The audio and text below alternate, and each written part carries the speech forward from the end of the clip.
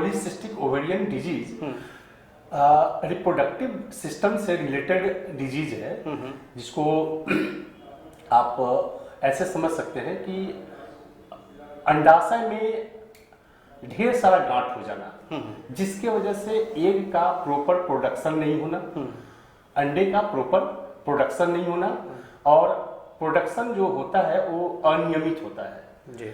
माहवारी उसमें बिगड़ जाती है, कभी 15 दिन पे आ जाना, कभी महीना, 1.5 महीना, 2 महीना, 6 महीना डिले होके आना। होम्योपैथ आज के डेट में भारत में दूसरे पोजीशन पे काम करता है। जितने भी मरीज हैं जी, उनका सेकंड चॉइस होम्योपैथी होता है। लगभग विगत 12 साल से मैं क्लिनिक कर रहा हूँ, प्रैक्टिस कर रहा हूँ जी। इस दौरान लगभग 1 दर्जन से ऊपर कैंसर का केस हमने सही किया है, और पूरी तरह आज वो सर्वाइव कर रहे हैं। किसी का 10 साल हो गया, किसी का 5 साल हो गया, किसी का 2 साल हो गया, वो लोग सर्वाइव कर रहे हैं। बुलेटिन ऑफ बिहार के सेहत प्रोग्राम में आपका स्वागत है। आज हम बात करेंगे डॉक्टर मदन मोहन प्रियदर्शी से। होम्योपैथ के डॉक्टर हैं मदन जी। BHMS इन्होंने कंप्लीट किया है, और अभी आपके खजपुरा में ही इन्होंने ज्योति होम्यो करके अपनी क्लिनिक रखी है। हाजीपुर में भी इनका क्लिनिक अपना खुद का ही है। सबसे पहले मदन जी, आपका बहुत बहुत स्वागत है हमारे चैनल में आने के लिए। और शुरुआत मदन जी यहीं से करते हैं। कहा जाता है कि होम्योपैथ का जो असर है वो धीरे धीरे ही पेशेंट पर होता है, कितनी सच्चाई है इसमें? नहीं, इसको तो हम बिल्कुल सच नहीं मानते हैं जी, क्योंकि दूसरे पैथी में भी इलाज के दौरान समय लगता है, हमारे यहाँ भी समय लगता है, और कई ऐसी बीमारियां हैं जिसमें डे 1 से, या फिर आप कहें तो फर्स्ट डोज ऑफ मेडिसिन से पेशेंट का रिकवरी स्टार्ट होता है। पेशेंट बताते हैं कि नहीं, हम दवा खाएं और अभी से हमको फायदा स्टार्ट हो गया जी। तो इसको हम कंप्लीटली मिथ मानते हैं जी। अमूमन ये देख लिया जाता है हमारे यहाँ कि जैसे मान लीजिए एसिडिटी हुई, जल्दी से सर्दी जुकाम हुआ, तो हम जाते हैं एलोपैथ से दवा ले लेते हैं।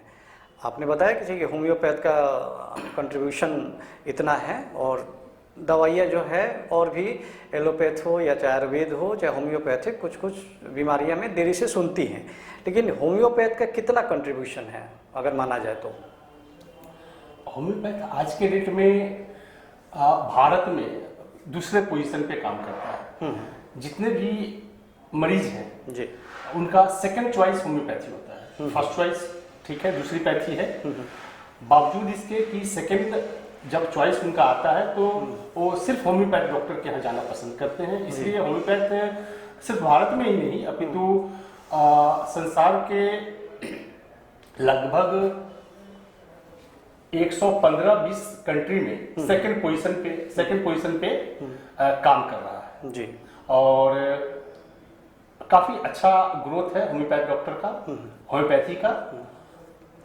डॉक्टर साहब, आपका अपना पर्सनल एक्सपीरियंस इसमें क्या है? जैसे बड़ी बीमारी भी ले लीजिए, ब्रेन ट्यूमर हो गई, कैंसर हो गई, तो आप भी होम्योपैथ की प्रैक्टिस काफ़ी दिनों से कर रहे हैं, तो आपका पर्सनल एक्सपीरियंस क्या रहा है इसमें? मेरा पर्सनल एक्सपीरियंस है कि लगभग विगत 12 साल से मैं क्लिनिक कर रहा हूँ, प्रैक्टिस कर रहा हूँ जी। इस दौरान लगभग 1 दर्जन से ऊपर कैंसर का केस हमने सही किया है, और पूरी तरह आज वो सर्वाइव कर रहे हैं। किसी का 10 साल हो गया, किसी का 5 साल हो गया, किसी का 2 साल हो गया, वो लोग सर्वाइव कर रहे हैं। और आज के डेट में उनको कोई कंप्लेन नहीं है, या फिर कुछ का ट्रीटमेंट चल रहा है जो काफी अच्छे से रिकवर कर रहे हैं डे 1 से। एक केस अभी लंग्स कैंसर का मैं कर रहा हूँ, संयोग से वो फतुआ का केस है, लेडी है, लगभग 60-65 साल के आसपास की, उनका डे 1 से रिकवरी स्टार्ट हुआ। तो आज 3 महीने से ट्रीटमेंट में है हमारे, और वो अब आती जाती हैं, बहुत अच्छे से बात करती हैं, उनका पेन लगभग खत्म है, जो चेस्ट में पेन होता था जी। तो ऐसा तो हम कह सकते हैं कि काफी अच्छा कंट्रीब्यूशन है होम्योपैथ का बड़ी बीमारियों को लेकर। ब्रेन ट्यूमर में भी बहुत अच्छा काम करता है, कैंसर में भी, और तमाम बीमारी में भी कह सकते हैं। जी, ऐसे होम्योपैथ तो एक बहुत ही बड़ा सब्जेक्ट है, लेकिन आज प्रियदर्शी जी से हम लोग बात करेंगे पीसीओडी यानी पॉलीसिस्टिक ओवेरियन डिजीज से। और डॉक्टर साहब ये बताइए कि ओवरी में जैसे गांठ हो जाती है, तो इसके मेन कारण क्या है? PCOD polycystic ovarian disease reproductive system से रिलेटेड डिजीज है, जिसको आप ऐसे समझ सकते हैं कि अंडाशय में ढेर सारा गांठ हो जाना, जिसके वजह से एग का प्रॉपर प्रोडक्शन नहीं होना, अंडे का प्रॉपर प्रोडक्शन नहीं होना, और प्रोडक्शन जो होता है वो अनियमित होता है जी। माहवारी उसमें बिगड़ जाती है, कभी 15 दिन पे आ जाना, कभी महीना, 1.5 महीना, 2 महीना, 6 महीना डिले होके आना। उसका जो कारण है लाइफस्टाइल डिजीज कह सकते हैं इसको। पीसीओडी लाइफस्टाइल डिजीज में आता है, जेनेटिक डिजीज भी है, और कुछ अननोन कॉजेज हैं जिसके वजह से पीसीओडी डेवलप कर जाता है। जी, क्या क्या परेशानियां हो सकती हैं इसमें?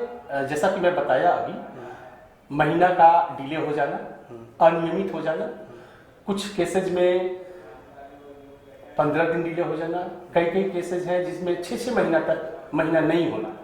इसके वजह से बच्चा नहीं ठहरना, महिलाओं का कंसीव नहीं होना मुख्य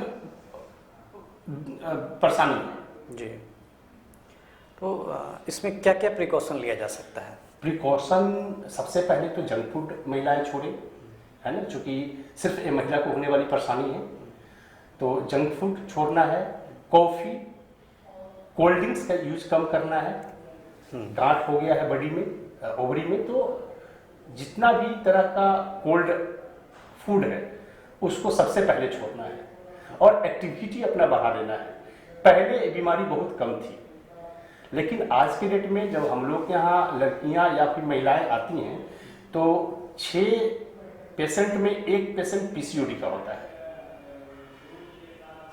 और आज अभी कोविड के दौरान एक केस काफी बढ़ा है, चूंकि महिलाओं का एक्टिविटी काफी घट गया है। वो लोग घर में ही रह रही हैं, एक्टिविटी काफी घटा हुआ है, बाहर का भाग दौड़ नहीं है। कुछ जो आईटी सेक्टर की गर्ल्स हैं या फिर लेडी हैं, वो लोग लॉकडाउन की वजह से घर में ही बैठ के काम कर रही हैं, वर्क फ्रॉम होम के कंडीशन में है, उनका एक्टिविटी काफी घटा। इस वजह से परेशानी भी इन दिनों बढ़ गई है। बांझपन मतलब इसका एक मेन कॉज बता रहे हैं आप? जी जी, इसमें नहीं, बांझपन हम इसको नहीं कह सकते हैं सर। पीसीओडी के 100 केस में मात्र 5 से 10 केस में ही बांझपन का केस है, बाकी सब क्यूरेबल है। पीसीओडी 100% होम्योपैथी के थ्रू क्यूरेबल डिजीज है, इसको ट्रीटेबल डिजीज में नहीं रख सकते हैं, और ऐसा नहीं कह सकते हैं कि इसका ट्रीटमेंट संभव नहीं है। जी, डॉक्टर साहब, ओवरी में अगर मल्टीपल गांठ हो गए मान लिया जाए, तो कितना % ये संभावना है कि वो माँ बन सकती हैं या माँ नहीं बन सकती हैं? नहीं, अगर इसको सही से ट्रीट किया जाए तो 100% चांस है कि महिलाएं जो सफ़र कर रही है इस परेशानी से वो माँ बन सकती हैं। चूँकि होम्योपैथिक सिस्टम में सिम्टम बेस्ड ट्रीटमेंट होता है, इसलिए जिन डॉक्टर के ट्रीटमेंट में हैं, डॉक्टर को करना चाहिए कि कंप्लीट टोटलिटी ऑफ सिम्टम लेने के बाद उनका प्रॉपर मेडिकेशन कर पाए, वहाँ से 100% रिकवरी है।